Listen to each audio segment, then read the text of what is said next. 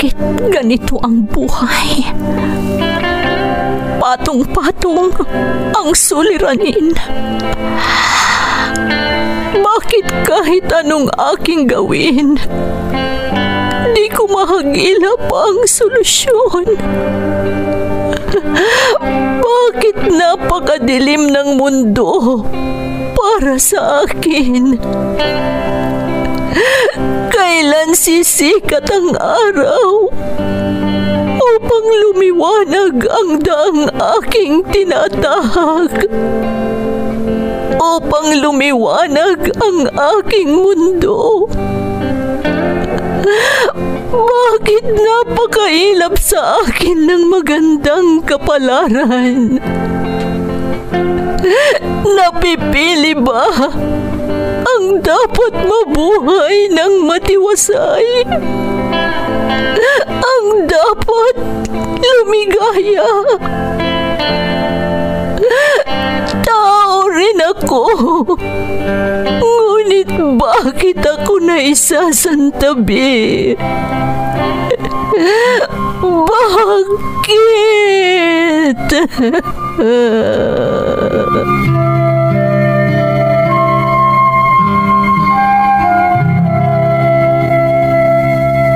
Puno ang mundo ng suliranin. Ang solusyon, umaapaw din. Sa bawat pagpatak ng luha, katumbas nito ay ligaya. Sa tuwing sasapit ang gabi, darating ang bagong umaga. At sa tuwing tayo ay nadarapa, sa ating pagtingala, may malalakas na bisig na handang humatak sa ating muling pagtindig. Bakas ng lumipas.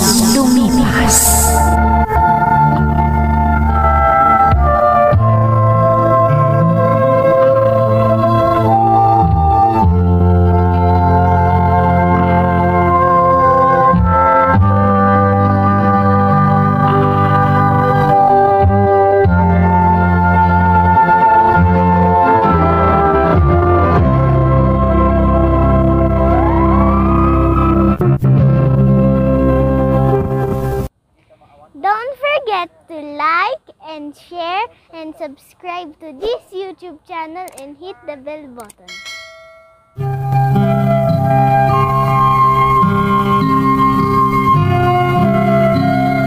Magandang araw sa inyong lahat. Ang kwentong ating bibigyan ng buhay ngayon ay hango sa karanasang ipinadala ni Yuri na kasalukuyang nasa Japan. Ganito ang isinasaad ng kanyang liham. Dear Ate Emmy, itago niyo na lang ako sa pangalang Yuri. Ako ay narito ngayon sa Japan.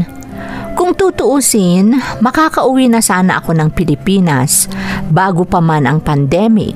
Pero dahil matigas ang ulo ko, hindi ako umuwi kaya na-lockdown ako sa bansang kinaroroonan ko ngayon.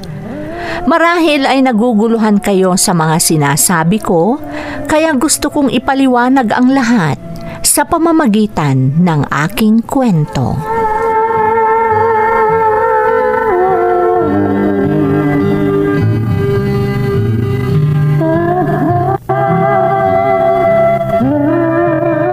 Papang, pasensya na kayo. Hindi pa ako makakauwi. Ano? Pero bakit, anak? Akala ko ba excited ka nang makita ang bahay na ginastusan mo? Oo, Papang. Pero hindi bale. Hindi naman mawawala yung bahay. Nandyan lang naman ang bahay. Kaya makikita ko din yan pag uwi ko. Yuri, anak. At isa pa, Papang, may inaalok sa akin ang amo ko dito. Malaki ang ibabayad niya sa akin. Yuri, sabihin mo nga sa akin ang totoo, anak. Ano ba talaga ang trabaho mo dyan sa Japan?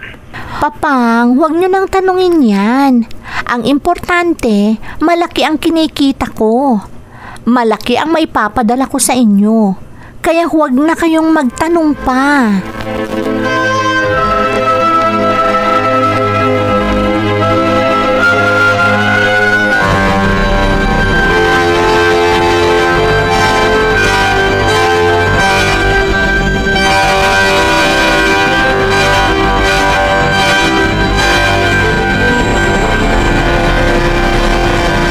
This is for you, Yuri-san.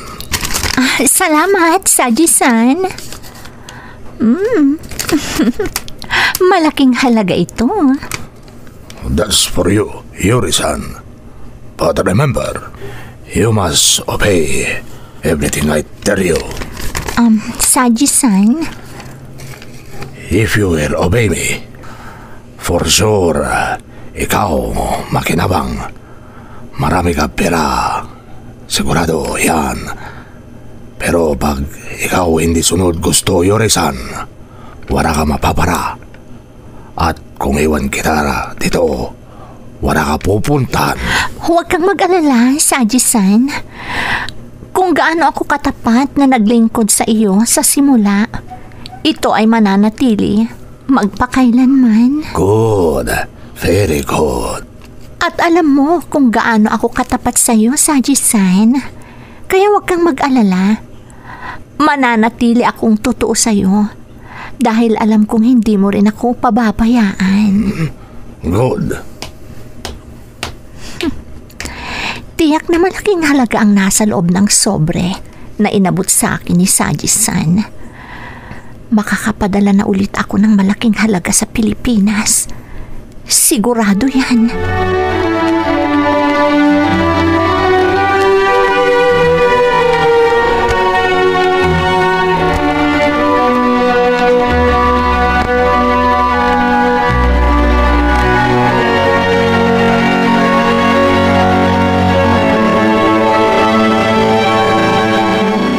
Yuri, sigurado ka ba sa ginagawa mo?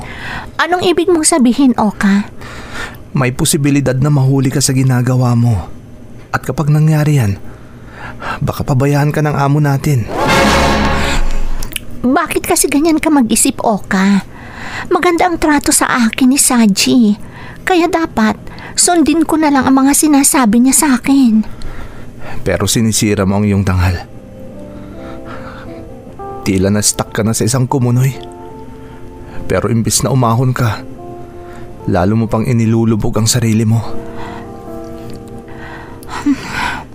Anong gusto mong gawin ko? Yuri, alam mo naman kung anong nararamdaman ko para sa'yo. Mahal na mahal kita.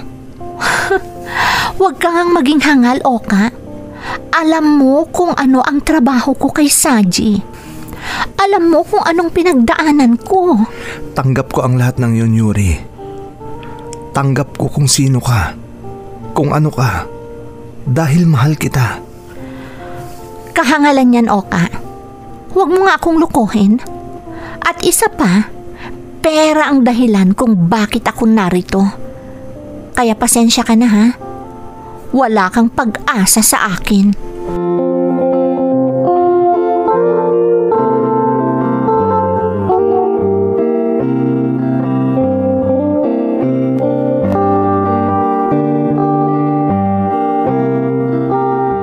Meron dating bisita, Yuri-san.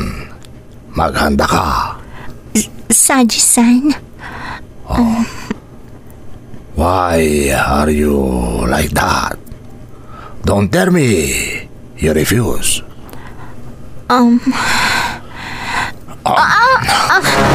Aray! Yuri-san! Huwag mo akong sabunutan! Nasasaktan ako! Ang buhok ko! I do not like what you're doing, Yuri-san. Parang ayaw mo asikaso, my friend. Parang ayaw mo parigayahin kaibigan ko. Pasensya ka na, Saji-san. Medyo masama kasi ang pakiramdam ko. I don't care. Wala akong pakiaram sa nararamdaman mo. Gawin mo lahat ng utos ko sa'yo. Gawin mo lahat. Do you understand?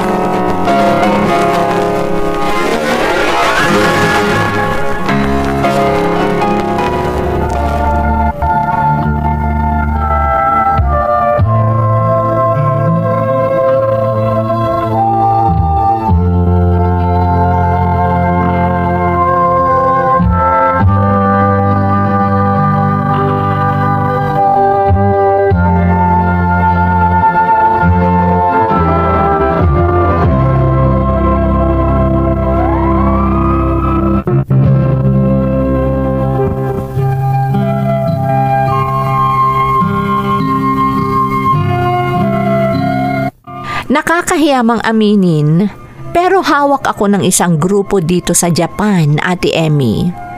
Si Saji-san, siya ang una kong naging karelasyon dito. Pero ang masakit, ibinebenta niya ako sa mga nagkakagusto sa akin. Noong una, kinamuhian ko ang mga nangyayari sa akin. Pero kalaunan, parang nasanay na rin ako, lalo na't nakatatanggap ako ng malaking pera. Liniligawan din ako ni Oka, waiter sa club na pagmamay-ari ni Saji-san. Alam kong hindi ko dapat ipagmayabang ito dahil nakakahiya. Pero in demand ako sa club ni Saji-san, kaya malaki ang kita ko bukod sa mga tip ng mga nagiging kliyente ko. Sa kabila ng trabaho ko, ramdam kong faithful si Oka sa akin. Pero natatakot ako, hindi lang para sa sarili ko, kundi para na rin kay Oka. Na pag itakas niya ako dito, baka pareho kaming hindi makabalik ng Pilipinas.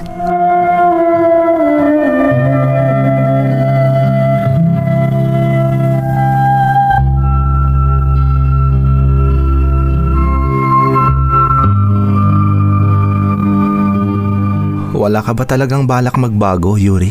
Ayan ka na naman, Oka. Yan na naman ba ang sasabihin mo sa akin? Ayoko ang trato nila sa'yo. Hindi ka hayop, Yuri. Tao ka. May dignidad ka. At sana maisip mo yan. Matagal na akong walang dignidad, Oka. Matagal na. Yuri. Nung ibinenta ako ni Saji-san, pagkatapos niya akong pagsawaan, nawalan na ako ng dignidad. Kaya wala na talaga akong dignidad, Oka. Hindi totoo yan, Yuri.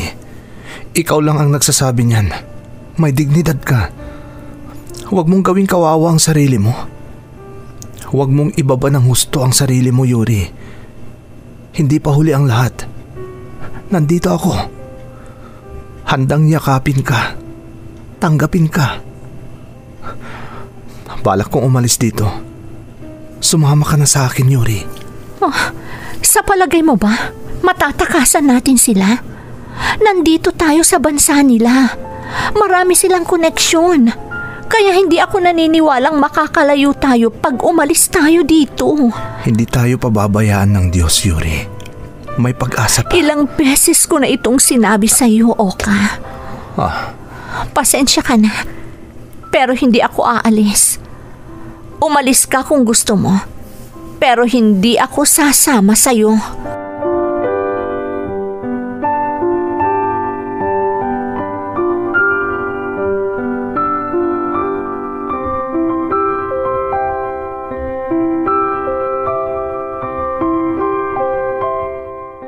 You bitch! I told you not to come near me. What are you doing here? Madam. I never like you here.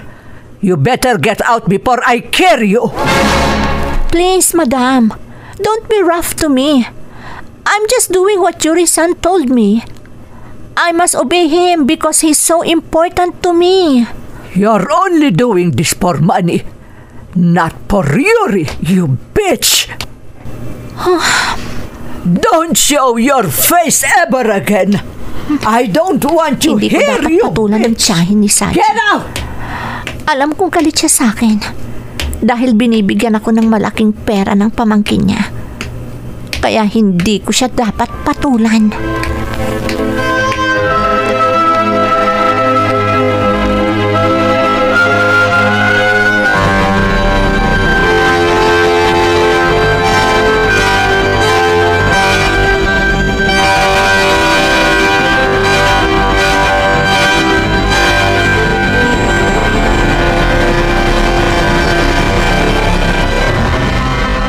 Anak, baka hindi mo na kami namimiss ng mga kapatid mo, kaya ayaw mong umuwi. Hindi po ganyan, Papang. Talagang hindi lang ako makaalis. Sa anong dahilan? Kung tutuusin, Yuri, kahit hindi ka na bumalik dyan pag uwi mo, dahil bukod sa tapos na ang bahay na ipinatayo mo, pwede ka nang magnegosyo dito dahil marami ka nang ipon sa bangko. Ano pong ibig niyong sabihin, Papang?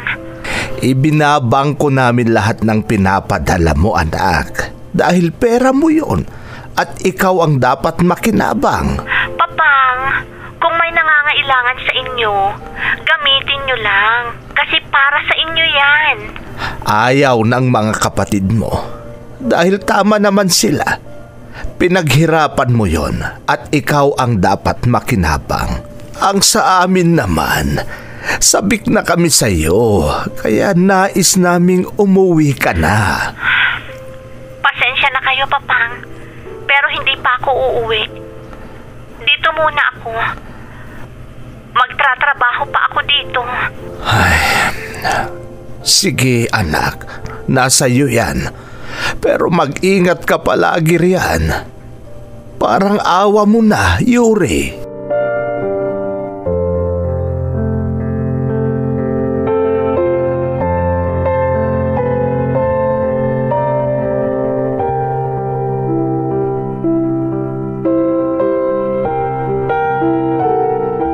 Bakit ka nakatingin sa akin, Oka?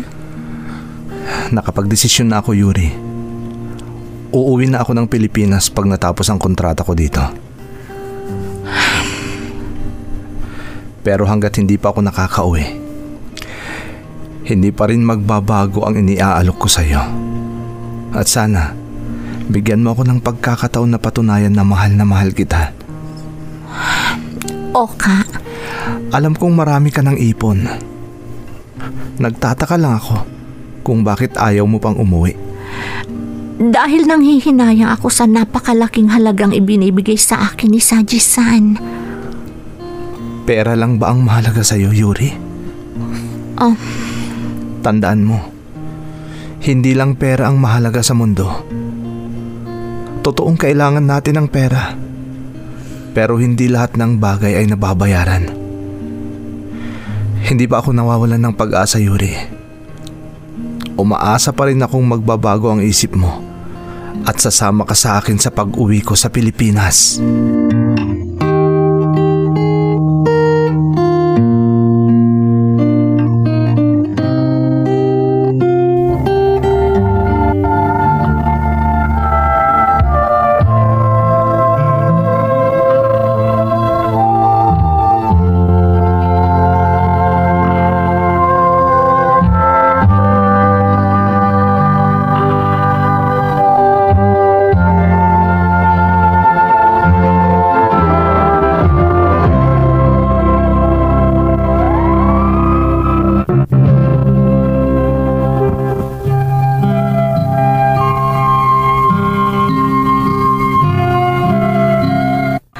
Sa akin, ate, si Oka na ang pinakadakilang lalaking nakilala ko.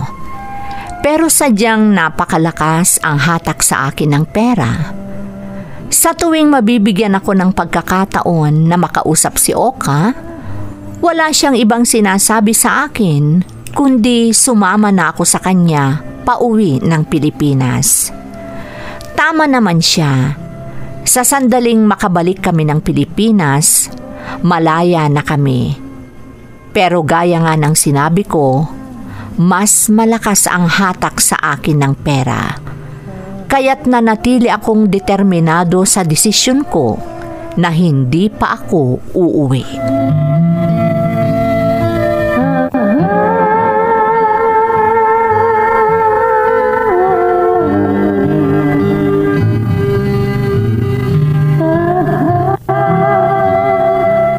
So, you're still here, you bitch? I'm sorry, madam, but I cannot go anywhere. I'm working here, so I don't have to go. Ha! The only person who has the right to ask me to go is Yuri-san. You hard-headed, you bitch! Damn you! Damn you too! You don't have the right to tell me those things. You're not my boss. How dare you! You can't hit me. You don't have the right. You're not my boss. You're really a bitch. Damn you! Damn you!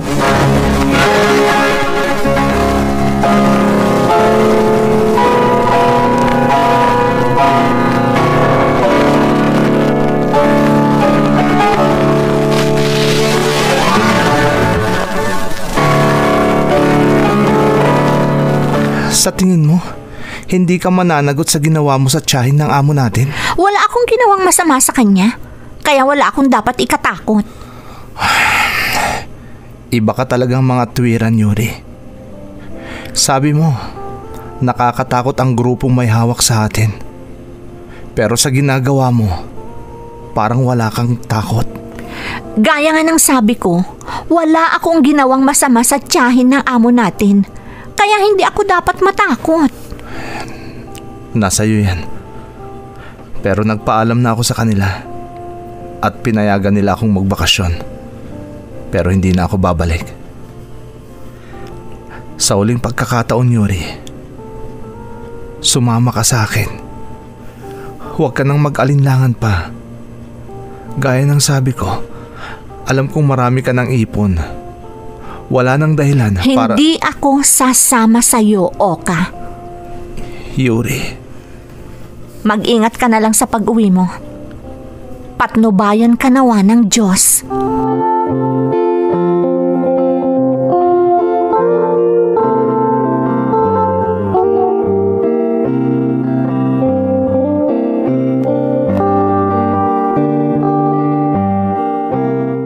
Huwag na kayong magtanong, Papang.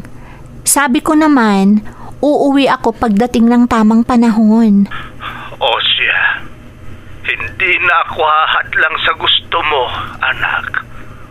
Pero sana, makauwi ka bago ka magsisi. Ha? Anong ibig niyong sabihin, Papang? Basta mag-iingat ka dyan, Yuri. Mag-ingat kang palagi. Bye. Ha?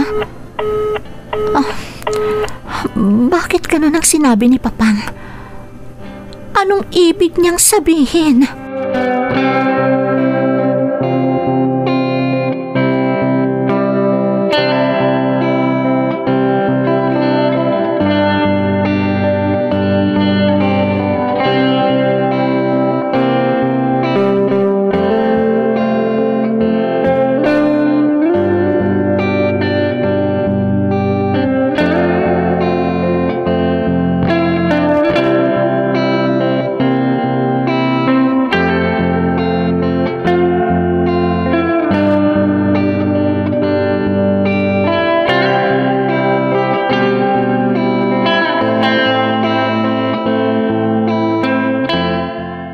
You bitch!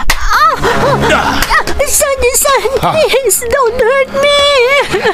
You don't have the right to argue with my family. It's not my fault, Saji-san! Please don't hurt me! Remember this, you bitch. Don't ever lay hands with my family again. Damn you!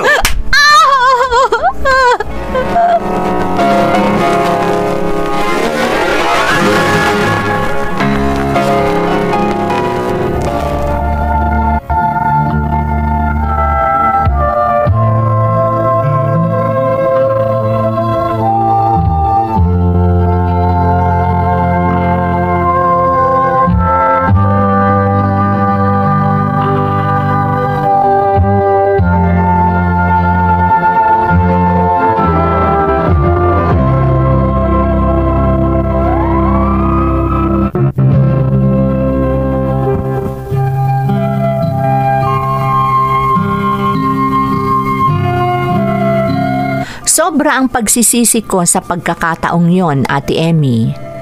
Kung pumayag sana ako sa alok ni Oka, baka hindi nabigyan ng pagkakataon si Saji-san na saktan ako.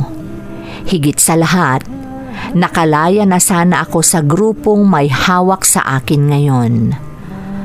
Ang pinakamasakit, ate, isa sa aking pinakamalaking pinagsisisihan ay ang pagkamatay ng aking ama sa kasagsagan ng pandemya. At wala akong nagawa dahil hindi rin ako nakauwi. Ang mahirap, sobrang higpit nila sa amin ngayon at hindi kami basta-basta makalabas, kaya hindi ako makahingi ng tulong.